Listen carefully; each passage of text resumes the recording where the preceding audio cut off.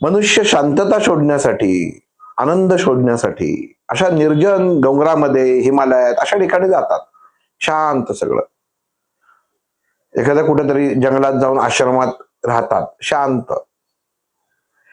पण वास्तविक ती शांतता नसून तो तुमच्या मनाशी चाललेलं एक युद्ध असतं. मन शांत नसतंच, तुम्ही प्रयत्न करत असता. मन हे चंचल आहे, तसं ते अचल पण आहे. एखाद्या गोष्टीवरनं पहिल्यांदा प्रतिक्रिया ही मन देतं. अस्वस्थ हे मन होतं, शरीर अस्वस्थ होत नाही. भोग फक्त शरीर भोगतं. आत्मन्न अस्वस्थता निर्माण झाली की ते देह हा तुमचा त्याची प्रतिक्रिया देत.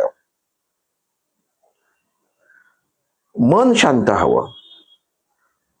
अंतरात्म्यात कोणीच डोकावून बघत नाही. आज आपण बघतो की बाहेर किती ध्यान केंद्र आहेत.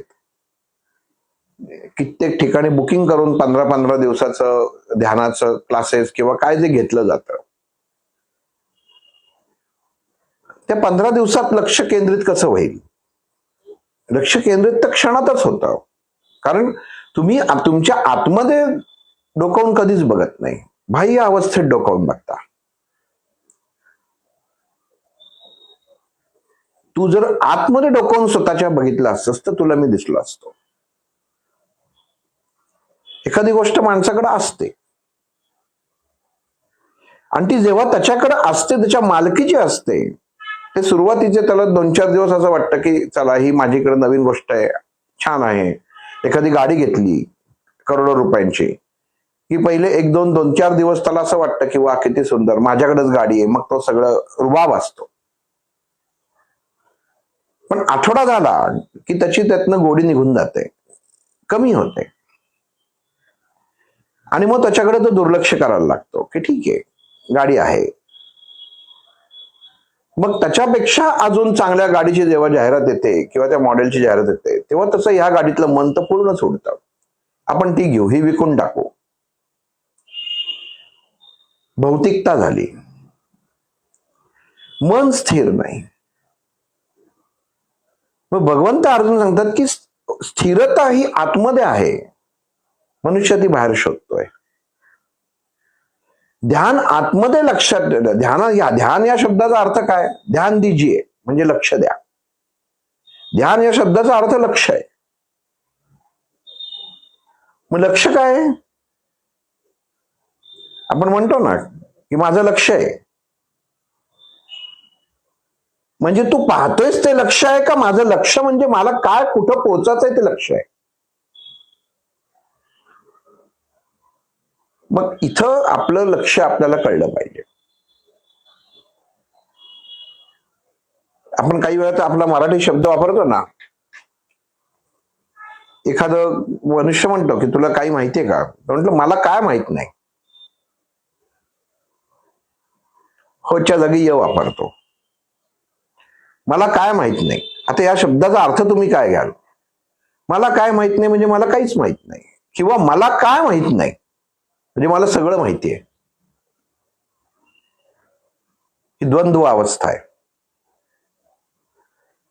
मग भगवंत अर्जुनाला सांगतात एवढ्या अवस्था तुझ्या समोर मी निर्माण केल्या,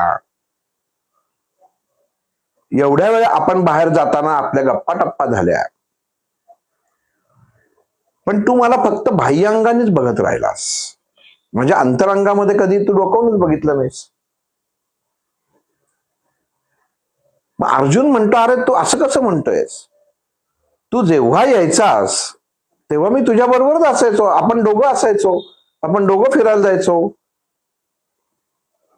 हेच म्हणतोय मी.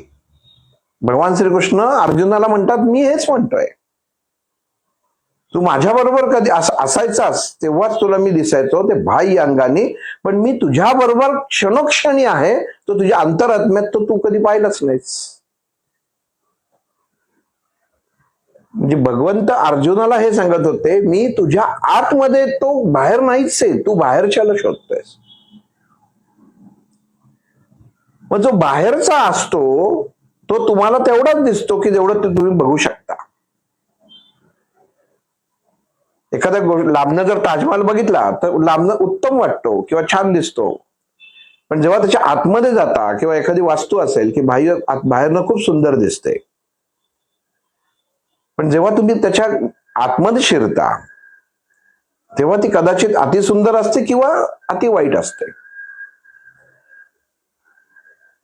पण जेव्हा तुम्ही बाह्य अंगातनं बघता तेव्हा तुम्हाला आनंद होतो किंवा वाईट वाटतं की नाही नाही, हे काहीतरी काही खास दिसत नाहीये, खिंडार दिसतंय. त्या अजंठा वेरूळ किंवा अजून कुठे त्या लेण्या आहेत, तिथं बाहेरनं असं काहीच कळत नाही, कुठे रखरखाटात आलो, एवढ्या उन्हामध्ये हिंडायचं. पण जेव्हा आतमध्ये जातो तेव्हा समाधान लाभतं. भगवंत अर्जुनाला सांगतोय, मनुष्य देहाला आतमध्ये शिरता आलं पाहिजे, म्हणजे अंतरात्म्यात प्रवेश होता आला पाहिजे, म्हणजे स्वतःची समाधी लागणं गरजेचं आहे. सम अधीनता, समाधी म्हणजे काय? सम अधीनता, विचारांशी समता असणं गरजेचं आहे. बाह्य अवस्था बघतो म्हणून मन अचल होतं किंवा अशांत होतं, पण मन स्थिर जर केलं नाही तर तुला तो स्पर्शही जाणवणार नाही, आणि जिथं स्थिर आहे, स्थिरता आहे, शांतता आहे, तिथं मी निश्चित आहे.